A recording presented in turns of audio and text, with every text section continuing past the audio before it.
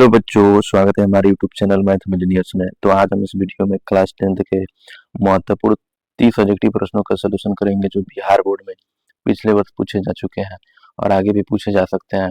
तो आइए इस वीडियो को बिना देर करते हुए शुरू करते हैं। वीडियो में लास्ट तक बने रहिएगा। तो आइए शुरू करते हैं इस वीडियो को। में पहला क्वेश्चन कह रहा है कि निम्नलिखित में से कौन ऊर्जा का अनवीकरणीय स्रोत होता है।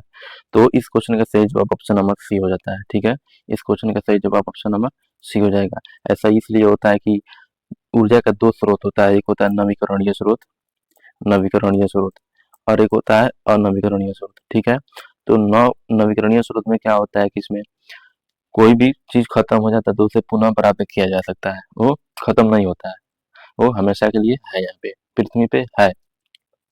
लेकिन अनवीकरणीय स्रोत में ऐसा नहीं होता है, ये एक बार खत्म हो गया तो ये दोबारा प्राप्त नहीं किया जा सकता है। ठीक है, अनवीकरणीय स्रोत में एक बार खत्म हो गया तो ये दोबारा प्राप्त नहीं किया जा सकता है। जैसे पेट्रोल हो गया, पेट्रोल क्या हो जाएगा, एक बार खत्म हो जाएगा पृथ्वी से तो दोबारा उसे प्राप्त नहीं किया जा सकता है।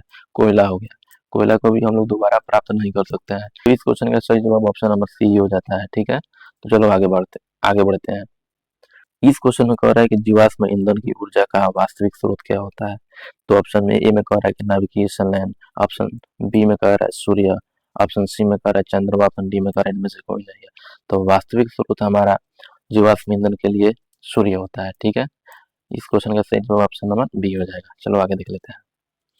अभी इस क्वेश्चन में कह रहा है कि जो दहन कर ऊष्मा उत्पन्न करते हैं उन्हें क्या कहा जाता है। दहन का मतलब होता है कि जो चीज जलकर ऊष्मा उत्पन्न करते हैं उसको क्या क्या कहा जाता है। तो इंजन दिया है, तापक दिया है, यहाँ पर ईंधन दिया है। तो इस क्वेश्चन का सही जवाब ऑप्शन नंबर ईंधन हो जाता है, ऑप्शन नंबर बी। क्या किया जाता है, ईंधन यानी पेट्रोल और डीजल और कोयला जैसे चीज को कह सकते हो। तो ये लोग इसको क्या किया जाता है, हम लोग जब चलाते हैं तो इससे उष्मा रिलीज होता है, उष्मा निकलता है। तो इसलिए ऑप्शन बी इसका सही हो जाएगा। अभी इस क्वेश्चन में कह रहा है यूरो सेकंड का संबंध है। तो यूरो सेकंड का संबंध वायु प्रदूषण से होता है। ठीक है, ये 2005 अप्रैल के महीने में इसको लागू किया गया था, वो भी पूरे देश के लिए। पूरे देश में ये योजना चलाया जाता है जो वायु प्रदूषण को रोकने के लिए चलाया गया था। चलो आगे देख लेते हैं, इसको याद रखना। अभी इस क्वेश्चन में कह रहा है कि श्वेत प्रकाश में वर्ण विक्षेपण उत्पन्न करता है। श्वेत प्रकाश में वर्ण विक्षेपण कौन उत्पन्न करता है। तो आप लोग बेसिक इसका क्लास किए होंगे तो आप लोग को पता होगा वर्ण विक्षेपण होता क्या है। तो वर्ण विक्षेपण ना ही गोलीय दर्पण में होता है, ना ही समतल दर्पण में होता है, कांच की सिल्ली में तो बिल्कुल नहीं होता है। तो इस क्वेश्चन का सही जवाब ऑप्शन नंबर डी हो जाएगा, प्रिज्म। प्रिज्म में क्या होता है, वर्ण विक्षेपण होता है। वर्णों को 7 अवयवों में विभक्त होना। ठीक है, ये वर्ण विक्षेपण कहलाता है। तो इस क्वेश्चन का सही जवाब ऑप्शन नंबर डी हो जाता है। चलो आगे देख लेते हैं। अभी इस क्वेश्चन में कह रहा है कि सौर ऊर्जा को सीधे विद्युत में बदलने वाली युक्ति को कहते हैं। तो ऑप्शन नंबर में ए में दिया है डेनियल सेल। तो डेनियल सेल एक रासायनिक सेल होता है। ठीक है, जो रासायनिक ऊर्जा को विद्युत ऊर्जा में बदल देता है। ऑप्शन बी में कह रहा है लेग्रांज सेल। ये एक ड्राई सेल होता है। ड्राई सेल का मतलब जैसे कि घड़ी में जो सेल का यूज किया जाता है वो ड्राई सेल होता है, रिमोट में जो सेल यूज किया जाता है वो ड्राई सेल होता है। ठीक है, ये सब ड्राई सेल है। और इसमें ऑप्शन सी में कह रहा है कि सौर सेल। तो इस क्वेश्चन का सही जवाब ऑप्शन नंबर सी हो जाएगा। सौर सेल क्या करता है, सीधे सौर ऊर्जा को विद्युत ऊर्जा में कन्वर्ट कर देता है, बदल देता है। चलो आगे देख लेते हैं। इस क्वेश्चन में कह रहा है कि निम्नलिखित में कौन प्रबल क्षारक है। तो प्रबल क्षारक ऑप्शन ए होता है, NaOH। तो एक इसका ट्रिक होता है जो हम लिख देते हैं, आप लोग याद कर लीजिएगा। प्रबल क्षार के लिए, प्रबल प्रबल क्षार के लिए। ठीक है, तो इसको याद रखना, नाक स्ट्रॉन्ग, नाक, इसको अंग्रेजी में लिख देते हैं नाक, NaK, नाक स्ट्रॉन्ग। ठीक है, स्ट्रॉन्ग। तो एन से हो जाएगा नाइट्रोजन और ये से हो जाएगा पोटेशियम। क्या हो जाएगा, पोटेशियम के। तो ये होता है, ये Na हो जाएगा, सॉरी, और ये हो जाएगा NaOH और ये हो जाएगा KOH। ऐसे याद रखना। ठीक है, -OH ही क्षार का एक रूप होता है। ठीक है, तो इसको NaOH और KOH जो है ये सबसे प्रबल क्षार है। ऑप्शन में अगर इन दोनों में कोई आएगा एक तो उसको टिक कर देना। ठीक है, तो इसको याद रखना, नाक स्ट्रॉन्ग। और प्रबल एसिड में लिख देते हैं प्रबल अम्ल में। तो प्रबल अम्ल होता है, प्रबल अम्ल होता है, एक मिनट, यहाँ पर अम्ल लिख देते हैं, अम्ल होता है HCl हो जाएगा, H2SO4 हो जाएगा। ठीक है, ये दोनों स्ट्रॉन्ग एसिड होते हैं। ठीक है, तो इसको याद रखना। चलो आगे देख लेते हैं। अभी इस क्वेश्चन में कह रहा है कि शुष्क बर्फ का रासायनिक सूत्र क्या है। तो शुष्क बर्फ का रासायनिक सूत्र देख लो, ये CO लिखा है तो इसको बोला जाता है कार्बन मोनोऑक्साइड। तो ऑप्शन ये नहीं होगा। इसमें दिया है ऑप्शन बी में कार्बन डाइऑक्साइड।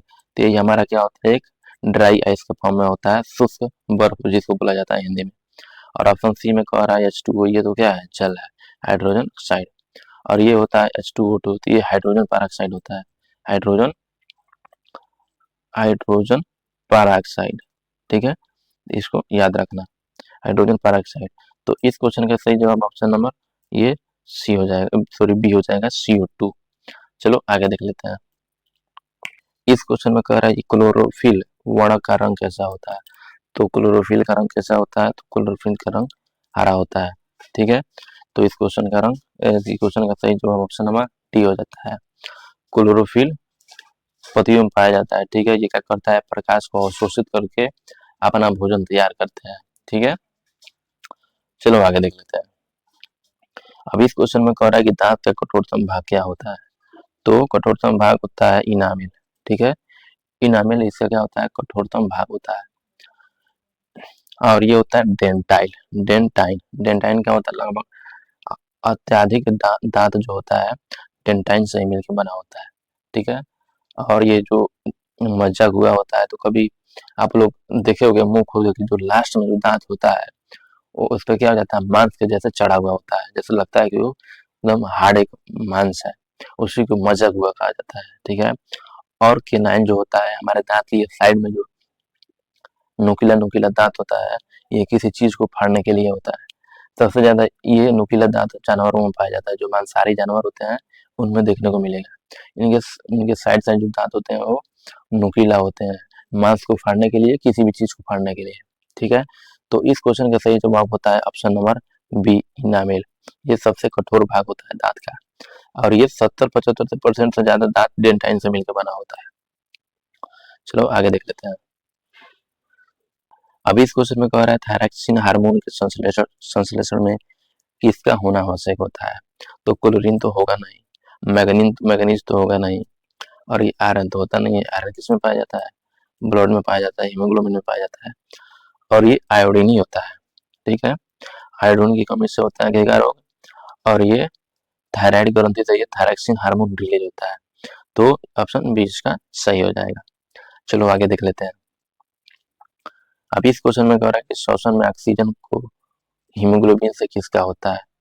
तो ये थोड़ा क्वेश्चन में मिस्टेक है, इसमें होना चाहिए श्वसन से ऑक्सीजन में किसका संयोग होता है, हीमोग्लोबिन में किसका संयोग होता है।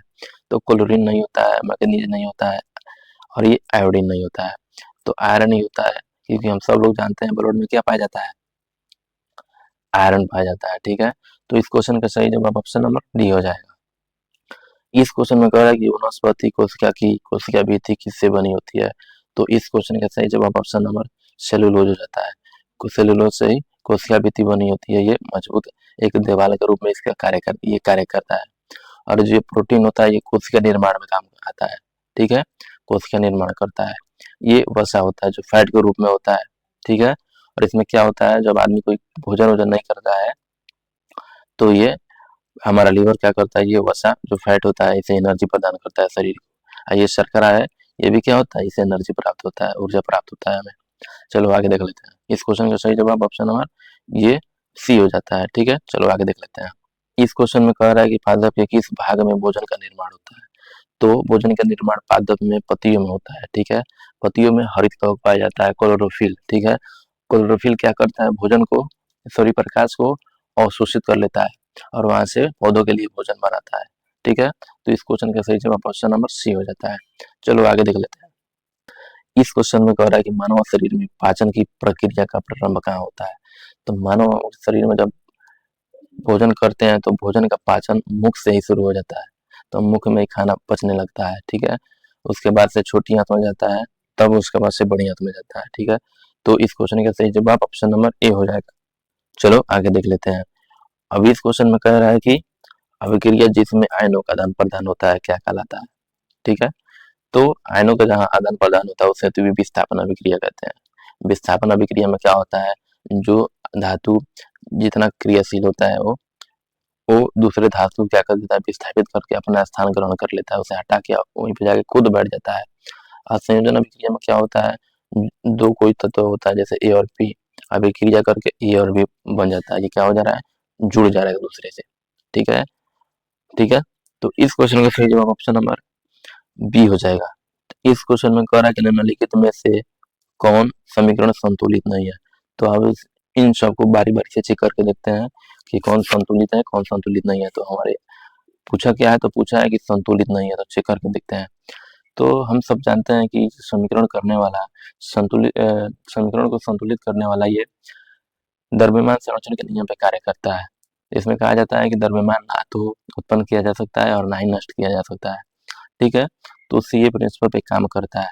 तो अब इसको चेक कर लेते हैं, इसका आंसर क्या होगा। तो कह रहा है कि संतुलित नहीं है, तो चेक करते हैं। तो ऑप्शन नंबर ए में कह रहा है कि तो 2H2O plus O2 it gives 2H2O बन रहा है। तो यहाँ पर दिख रहा है कि 4 गो हाइड्रोजन है, तो यहाँ पर भी आप लोगों को दिख रहा होगा 4 गो हाइड्रोजन है, और यहाँ पे भी 2 ऑक्सीजन है। तो यहाँ पर आप लोगों को दिख रहा है कि 2O यानी 2 ऑक्सीजन यहाँ पर भी है। तो ये क्या है, पहला ये तो समीकरण संतुलित है। ऑप्शन बी चेक कर लेते हैं। ऑप्शन बी में कह रहा है कि 2KClO3 ये मिलके बना रहा है 2KCl प्लस 3O2। तो ये भी यहाँ पर देख रहा है कि 2 पोटेशियम है, तो यहाँ पर भी 2 पोटेशियम है, और यहाँ पे क्लोरीन 2 है, तो क्लोरीन भी 2 है, और ये 2O3 है यानी 6 क्या है, ऑक्सीजन है। तो ऑक्सीजन भी यहाँ पर आप लोगों को 6 दिख रहा होगा। तो इस क्वेश्चन का ये नहीं होगा, ये दोनों क्या है, संतुलित समीकरण है। हमें तो क्या चाहिए, असंतुलित समीकरण। तो ऑप्शन सी में कर रहा है H2Cl2 ये भी 2HCl बना रहा है। यहाँ पर दिख रहा है 2 हाइड्रोजन है, तो इधर भी 2 हाइड्रोजन है, और ये क्लोरीन इधर 2 है, तो इधर भी 2 दिख रहा है। तो ये भी एक संतुलित समीकरण, असंतुलित समीकरण नहीं है, ये संतुलित है। तो ये तीन को तो ऑप्शन तो बिल्कुल ऐसे ही काट दिए नहीं होगा। ऑप्शन नंबर सी इसका सही हो जाता है। यहाँ पर चेक कर लेना, ये क्या है, ये असंतुलित समीकरण है। ठीक है, तो इस क्वेश्चन का सही जवाब ऑप्शन नंबर डी हो जाता है। चलो आगे देख लेते हैं। इस क्वेश्चन में कह रहा है कि किसी भी उदासीन विलयन का पीएच मान क्या होता है। तो ये सबसे लल्लू क्वेश्चन है, सारे बच्चों को पता होना चाहिए इस क्वेश्चन का जवाब। ठीक है, तो इस क्वेश्चन का सही जवाब ऑप्शन नंबर ये सी हो जाता है। चलो आगे देख लेते हैं। और ये 20 नंबर में कह रहा है कि निम्नलिखित में से प्राकृतिक सूचक कौन है। तो ये सूचक क्या होता है, आप लोगों को शायद पता होगा। ये सूचक क्या होता है, ये एक अम्ल और क्षार को रंग के माध्यम से, रंग से पता किया जाता है कि कौन अम्ल है और कौन क्षार होता है। तो ये फेनाप्थलीन क्या होता है, कृत्रिम सूचक होता है, और ये मेथिल ऑरेंज जो होता है ये भी एक कृत्रिम सूचक होता है, जो हाथ से बनाया जाता है, आर्टिफिशियल सूचक होता है। और ये जो लिटमस पेपर होता है ये भी होता है। और जो ये बी ऑप्शन में दिख रहा है हल्दी, ये एक क्या है, प्राकृतिक सूचक है। तो इस क्वेश्चन का सही जवाब ऑप्शन नंबर बी ही हो जाएगा। चलो आगे देख लेते हैं।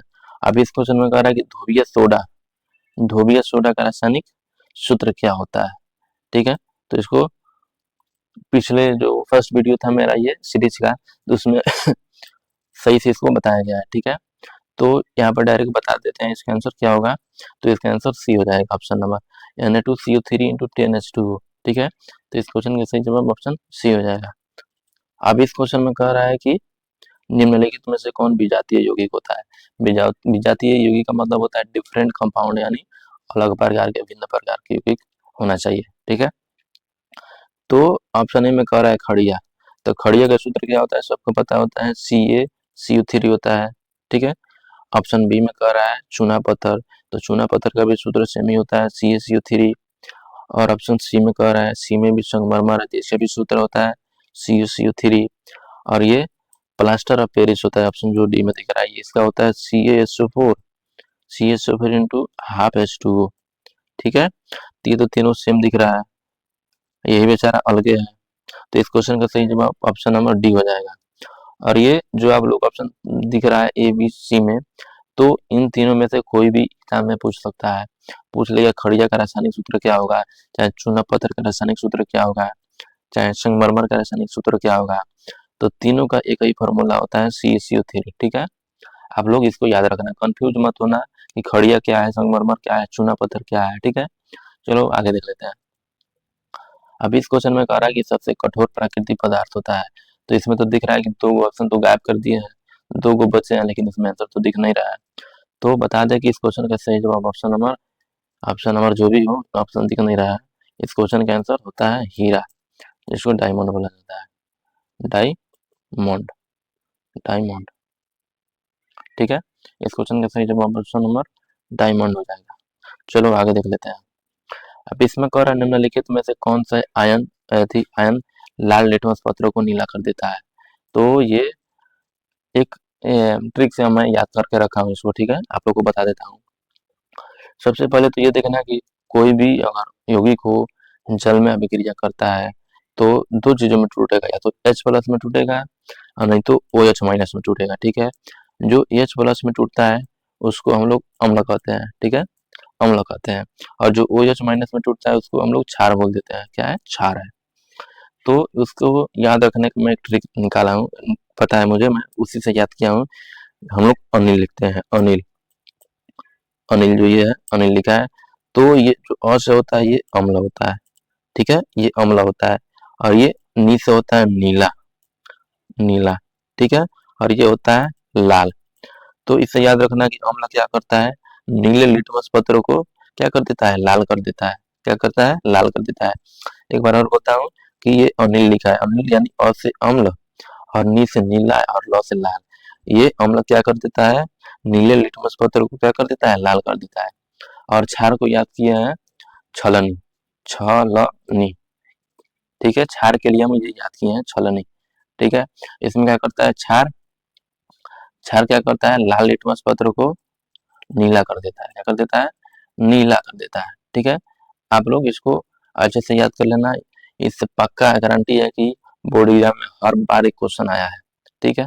तो इसको याद रखना है। तो अब इस ऑप्शन में कह रहा है H+ और इसमें कह रहा है O2- और इसमें कह रहा है OH-। तो OH- क्या होता है, अभी बताया है, जहाँ H+ हो वो अम्ल होता है और जहाँ OH- हो वो क्षार होता है। तो यहाँ पर किसका बात हो रहा है, आयन लाल लिटमस पत्रों को नीला कर देता है। तो लाल लिटमस पत्रों को नीला कौन करता है, लाल लिटमस पत्रों को नीला कौन कर देता है, तो ये क्षार होता है। और ये क्षार ये कौन होता है, OH-। तो इस क्वेश्चन का सही जवाब ऑप्शन नंबर बी हो जाएगा। चलो आगे देख लेते हैं। आई होप कि ये सारे क्वेश्चन आप लोगों को समझ में आ रहा है अच्छे से। अगर समझ में आ रहा है तो वीडियो को लाइक करो, शेयर करो, कमेंट करो। ऐसे ही वीडियो बनाते रहिए, लाते रहिए, हम लोग को अच्छा लग रहा है। चलो आगे देख लेते हैं। इस क्वेश्चन में कह रहा है कि फल पकाने वाला हार्मोन होता है। तो फल पकाने वाला हार्मोन सबको याद रहता है, क्योंकि फल पका हुआ खाने में बड़ा मजा आता है भाई। तो इस क्वेश्चन का सही जवाब ऑप्शन नंबर ए हो जाएगा, एथिलीन, ठीक है, ये एथिलीन हो जाता है। और इसमें दिया है ऑक्सीन, ऑप्शन सी में किया है जिबरलिन, इसमें दिया है साइटोकाइनिन। तो इन तीनों हार्मोन के बारे में थोड़ा हम बात कर लेते हैं क्या होता है। तो एथिलीन तो पता है कि ये फल पकाता है, फल पकाता है। लेकिन ये ऑक्सीन क्या करता है, तो ऑक्सीन क्या करता है, फलों को वृद्धि करता है। ऑप्शन भी यहाँ पे लिख देते हैं, ये क्या करता है, फलों, एक मिनट थोड़ा सही से लिख देते हैं, फलों को वृद्धि करता है। अगर फल छोटा हो तो उसको बड़ा करता है ये, ठीक है। तो ये ऑक्सीन नामक जो हार्मोन होता है ये फलों को बड़ा करने के लिए होता है। ऑप्शन सी में कह रहा है जिबरलिन, जिबरलिन क्या करता है, तना का लंबा करता है। जो तना होते हैं पेड़ पौधे के तना, उसको क्या कर देता है, तना में ये वृद्धि करता है, तना में वृद्धि करता है, ठीक है। थोड़ा राइटिंग को कंप्रोमाइज कर लेना, मत करना बच्चों, थोड़ा मैनेज कर लेना, ठीक है। और इसमें कह रहा है कि ऑप्शन डी साइटोकाइनिन। तो साइटोकाइनिन क्या करता है, सबको पता होना चाहिए, ये कोशिका विभाजन होता है, कोशिका को विभाजित करता है, ठीक है। ऑप्शन डी साइटोकाइनिन क्या करता है, कोशिका को विभाजन करता है, कोशिका विभाजन करता है, कोशिका विभाजन करता है, ठीक है। तो इस क्वेश्चन का सही जवाब ऑप्शन नंबर एथिलीन हो जाता है, ठीक है। ये जो एक्स्ट्रा बताए हैं इसको कॉपी में नोट कर लेना, ठीक है। चलो आगे देख लेते हैं। अब इस क्वेश्चन में कह रहा है कि निम्नलिखित में से कौन पर्यावरण का हिस्सा है। तो पर्यावरण का ये वायुमंडल भी होता है, स्थल मंडल भी होता है और जल मंडल भी होता है। ये तीनों क्या होता है, ये पर्यावरण का हिस्सा होता है। तो इस क्वेश्चन का सही जवाब ऑप्शन नंबर डी हो जाएगा। चलो आगे देख लेते हैं। इस क्वेश्चन में कह रहा है कि ओजोन का आणविक सूत्र क्या होता है। तो ओजोन का आणविक सूत्र ये हर बार पूछ लेता है। तीनों वीडियो में इस क्वेश्चन का सोल्यूशन कराया है, ठीक है। ये बार बार क्वेश्चन रिपीट हो रहा है, इसको अच्छे से याद कर लेना बच्चों। तो ये इस क्वेश्चन का सही जवाब ऑप्शन नंबर बी हो जाता है, O3। ये तो बेचारा ऑक्सीजन होता है, ये O3 ओजोन होता है, और ये तो बनता नहीं है, ये एग्जिस्ट नहीं करता है, ठीक है। तो इस क्वेश्चन का सही जवाब ऑप्शन नंबर बी हो जाएगा। चलो आगे देख लेते हैं। इस क्वेश्चन में कह रहा है कि दूध से दही बनने में निम्नलिखित में कौन सी अभिक्रियाएं होती है। तो इस क्वेश्चन का सही जवाब ऑप्शन नंबर बी होता है, ठीक है। तो इस क्वेश्चन का सही जवाब ऑप्शन बी हो जाएगा।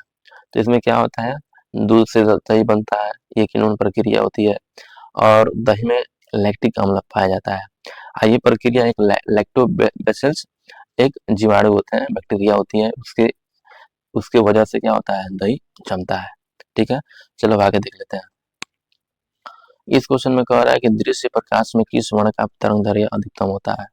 तो बता दे, इस क्वेश्चन का सही जवाब ऑप्शन नंबर सी हो जाता है। तो लाल रंग का तरंगदैर्घ्य सबसे ज्यादा होता है, और ये बैगनी रंग का तरंगदैर्घ्य सबसे कम होता है। तो लाल रंग का तरंगदैर्घ्य लगभग 700 नैनोमीटर होता है, इसको याद रखना है, 700 नैनोमीटर। इसको हम ऐसे लिख सकते हैं 700 गुणे 10⁻⁹ ठीक है। तो इस क्वेश्चन का सही जवाब ऑप्शन नंबर सी हो जाएगा। चलो आगे देख लेते हैं।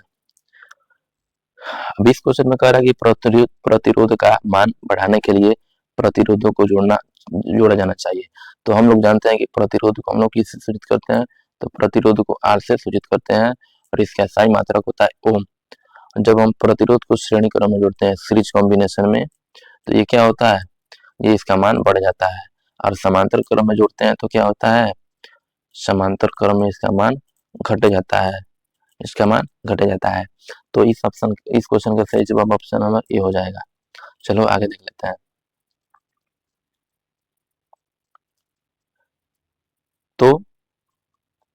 तो ये क्वेश्चन लास्ट क्वेश्चन था इस वीडियो का। आई होप कि सारे क्वेश्चन आप लोगों को समझ में आ रहा है, और वीडियो में मजा आ रहा है। तो अगर वीडियो में मजा आ रहा है तो वीडियो को शेयर कीजिए, लाइक कीजिए, और मुझे सपोर्ट कीजिए कि मैं ऐसा ही मेहनत करता रहूँ आपके लिए। थैंक यू बच्चों, जय हिंद, वंदे मातरम।